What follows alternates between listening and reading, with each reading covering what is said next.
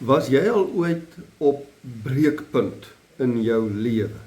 Daai oomblik wat jy voel en weet, jy kan net nie meer, nie 'n tree verder uithou nie. Wat het jy toe gedoen, sodat jy kon oorleef tot vandag toe? Sodat jy vandag op daai vraag kon antwoord. Ek sou graag jou verhaal wou gehoor het, om ook miskien ander mense vandag te kon bemoedig. Miskien was jy ook al verby breekpunt.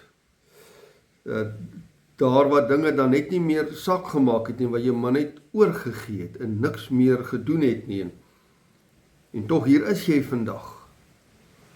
Nie almal oorleef daardie oomblik van breekpunt of verby breekpunt nie. En ons moet vandag baie simpatie met sulke mense hê, veral as jy self al baie naby of op daardie punt in jou lewe gekom het. Wat se raad kan jy vandag vir iemand gee? Daar's mense wat verskriklike, maklike, eenvoudige oplossingkies vir mekaar wil gee. Ek noem dit sommer canfruit, daai boodskapies wat ons elders kry op die sosiale media en vir mekaar aanstuur, al daai, ek sê dit met respek gesê, al daai mooi Jesus beloftes. Hou net vas aan Jesus en jou geloof, en natuurlik is daar niks fout daarmee om dit te sê nie. Maar partykeer is daai bemoediging eintlik so niks sê, en veral vir die een wat by breekpunt is.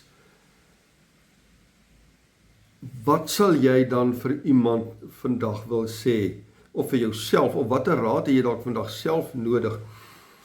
Ek het natuurlik nie vir jou 'n volkome antwoord nie, want miskien is dit tyd dat jy met 'n baie goeie sielkundige of 'n geestelike beraader, dat jy met hulle gaan praat. Dalk is dit nodig dat jy verandering in jou lewe moet aanbring, trek, sekere dinge in jou lewe laat staan, sekere mense uit jou lewe laat begin uitgaan. Ek weet nie, dat as 'n magdom antwoorde. Maar ek vind tog in die Bybel, net daai een vers of gedeelte in die Bybel, wat ek graag net vandag met jou wil deel, en jy kan dan daarmee maak, soos wat jy graag wou. En dit is in Klaagliedere hoofstuk 3. Die skrywer daar doen presies wat die naam van die boek sê, Klaagliedere. Dis 'n klaaglied, hy huil voor die Here en hy huil voor die wêreld, omdat hy by breekpunt gekom het en eintlik al verby breekpunt voel. Hy sê aan die een kant het die Here dit aan hom gedoen, in Klaagliedere hoofstuk 3 van vers 11 af. Hy sê die Here God het sy boog gespan en sy pyle op hom laat afskiet. Hy sê in daardie gedeelte, hy het die teiken geword vir God se pyle. Hy sê ek word uitgelag deur die mense rondom my, wat heeldag vir my sê, en waar is jou geloof nou? Gaan hy verder om te skryf en sê, ek het bitter dinge in hierdie lewe gesluk. Die lewe het so bitter vir my, soos gal geword, skryf hy daar. Al my rus is van my weggeneem.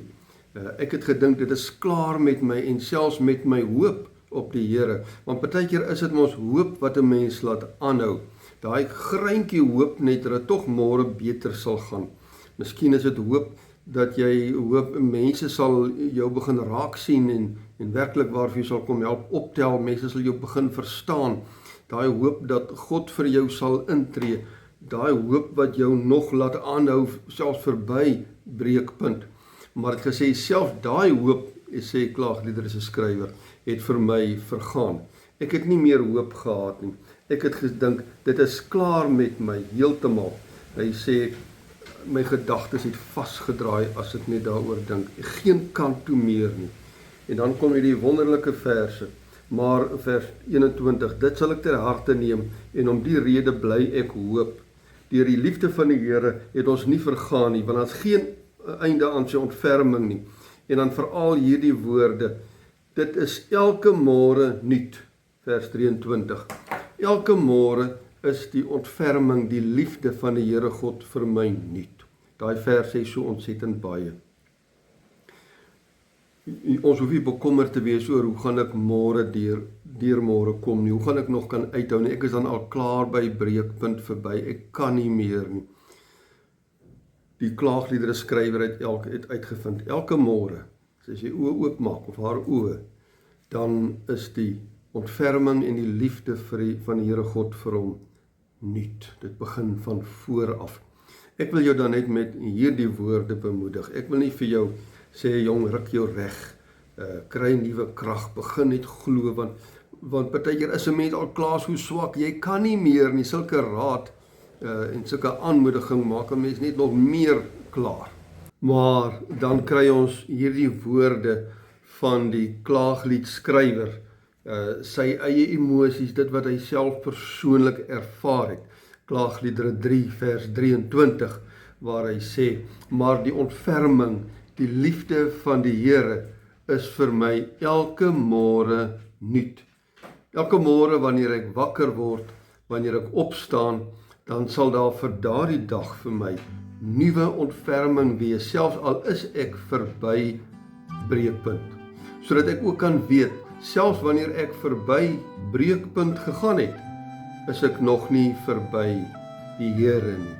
Mag jy dit vandag en môreoggend en elke dag van die res van jou lewe ook so ervaar, daardie waarheid.